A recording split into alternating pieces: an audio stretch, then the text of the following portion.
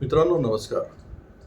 माझं नाव अतुल ठाकूर आणि life catalyst या आमच्या कंपनीतर्फे आम्ही जे लघु आणि मध्यम उद्योजक आणि व्यापाऱ्यांसाठी असंख्य प्रोग्राम्स घेत असतो. त्यामध्ये रिलेशनशिप हा एक महत्त्वाचा फॅक्टर आम्ही डील करत असतो. कारण माणसाला खऱ्या अर्थाने जर सॅटिस्फॅक्शन पाहिजे असेल तर त्याचे रिलेशनशिप्स हेल्दी पाहिजे. आज मी माझ्या अनुभवातून मला काही सुचलेले आणि आवडलेले 3 गोल्डन रूल्स ऑफ रिलेशनशिप्स तुमच्याशी डिस्कस करणार आहे. कारण नातेसंबंध हा आपला खूप क्रिटिकल इश्यू आहे. बऱ्याचशा जणांना सुचत नाही की त्यामध्ये काय करायचं असतं. तर पहिला नातेसंबंधामधला नियम हा आहे की कम्युनिकेशन हे ऑलवेज चालू राहिलं पाहिजे. कारण it is function of communication. तुम्हीच बघा तुमच्या लाईफमध्ये जे नाते टिकलेले आहेत त्यांच्याशी तुमचं कम्युनिकेशन चालू आहे. सो पहिला नियम तुमचा हाच असला पाहिजे की काही जरी झालं तरी तुमचं कम्युनिकेशन संपलं नाही पाहिजे, तुटलं नाही पाहिजे.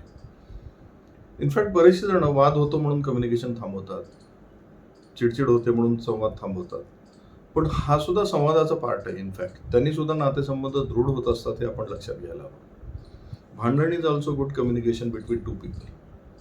कारण प्रसंगी ते सुद्धा ते हीट बाहेर काढून रिलेशनशिप चांगलं मेंटेन करायला मदत करतं. त्यामुळे first golden rule of maintaining a good relationship is never stop communication. काही जरी झालं तरी कम्युनिकेशन थांबवायचं नाही.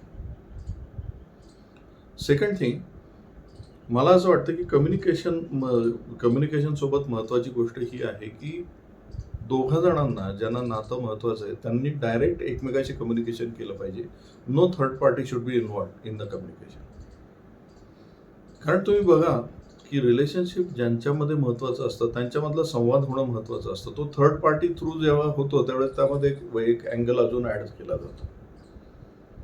त्यामुळे सेकंड गोल्डन रूल आपण असं म्हणूया की तुमच्यामध्ये ज्यांच्याशी तुम्हाला नातेसंबंध ग्रेट ठेवायचे त्याच्याशी डायरेक्ट कम्युनिकेशन करा. Even if there is some miscommunication, त्यामध्ये काही वाद आहे, काही तुम्हाला राग आहे, दुराग्रह आहे, काही जरी असेल तरी तो स्पष्ट बोलायचा. आणि तिसरा गोल्डन रूल जो मला थोडासा आवडतो म्हणजे always be caring even if you are angry. This is very important. तुम्हाला राग जरी आलेला असेल पण ती व्यक्ती तुम्हाला जर आवडती असेल, प्रिय असेल, तुमच्या जवळची असेल आणि तुमच्यासाठी महत्त्वाची असेल तर you can be caring, loving जेव्हा तुम्हाला राग आलेला असेल तेव्हा. जनरली माणसं रागामध्ये त्या चुका करतात ज्या नंतर भरून काढण्याकरता खूप वेळ मेहनत घ्यावी लागते. पण इफ यू अंडरस्टँड की you should be very caring even if you are angry, मग तुमचं रिलेशनशिप त्या अँगरच्या मोमेंटमुळे जे डॅमेज होणार आहे ते होणार नाही. कारण angry person behaves like a child असं म्हणतात. ज्यावेळेस तुमचा राग आलेला असतो त्यावेळेस तुम्ही लहान मुलासारखे वागतात आणि त्यावेळेस तुम्ही अनरिलायबल झालेले असतात. त्यामुळे मित्रांनो हे गोल्डन रूल्स लक्षात ठेवा. First thing is never stop communication. Don't involve third person in your communication. आणि तिसरं, be caring when even if you are angry. मित्रांनो हा व्हिडिओ आवडला तर लाईक करा, शेअर करा, चॅनलला सबस्क्राईब करा. अशा छोट्या छोट्या व्हिडिओमधून आपण परत भेटत राहू.